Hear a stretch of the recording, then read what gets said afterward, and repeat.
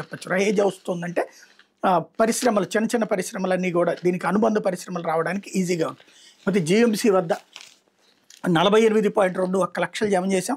హైకోర్టుకి నివేదించిన విజయసాయిరెడ్డి కుమార్తె నేహారెడ్డి 17.46 కోట్ల మేర ప్రకృతికి నష్టంపై స్పందన తెలపండి. నేహారెడ్డి అవ్యాస్కు హైకోర్టు ఆదేశం. విశాఖ జిల్లా భీమిలి బీచ్ వద్ద సిఆర్జెడ్ నిబంధనలకు విరుద్ధంగా బలమైన పునాదితో నిర్మించిన కాంక్రీట్ గోడ కూల్చివేతకై 48.21 లక్షల న్యాయస్థానం ఆదేశాలతో మహావిశాఖపట్నం నగరపాలక సంస్థ వద్ద జమ చేశామని మాజీ ఎంపీ విజయసాయిరెడ్డి కుమార్తె పెనక నేహారెడ్డి గురువారం హైకోర్టుకు తెలిపారు.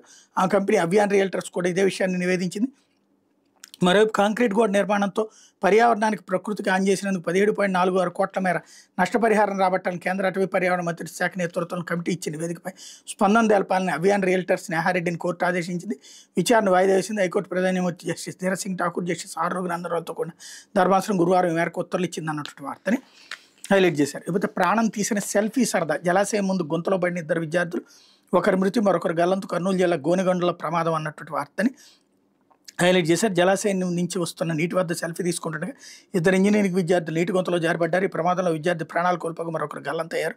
కర్నూలు జిల్లాలోని గాజులు దిన్న జలాశయం వద్ద గురువారం మధ్యాహ్నం ఈ ప్రమాదం జరిగింది అన్నటువంటిది హైలైట్ చేశారు. అయితే అమ్మ పోయినా ఆస్తే ముఖ్యమంటూ అక్క చెల్లెల పంతం. ఎస్ఐ చొరవతో 3వ రోజు అంత్యక్రియలు.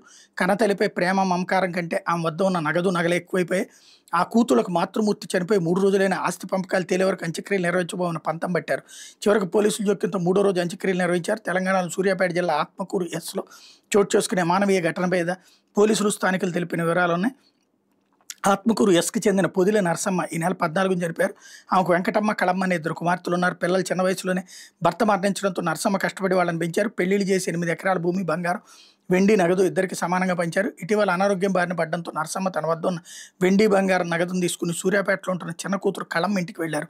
ఆరోగ్యం క్షీణించడంతో మంగళవారం సాయంత్రం మృతి చెందారన్నటువంటి వార్తని హైలైట్ చేశారు. ఆ సందర్భంగా ఇద్దరు కలిసి కొట్టుకుని, సాధారణంగా మగపిల్లలు ఆస్తుల కోసం కొట్టుకుంటారు, ఆడపిల్లలు అమ్మా నాన్నల గురించి చూస్తారంటారు. కానీ ఇక్కడ రివర్స్ అవుతుంది అనమాట.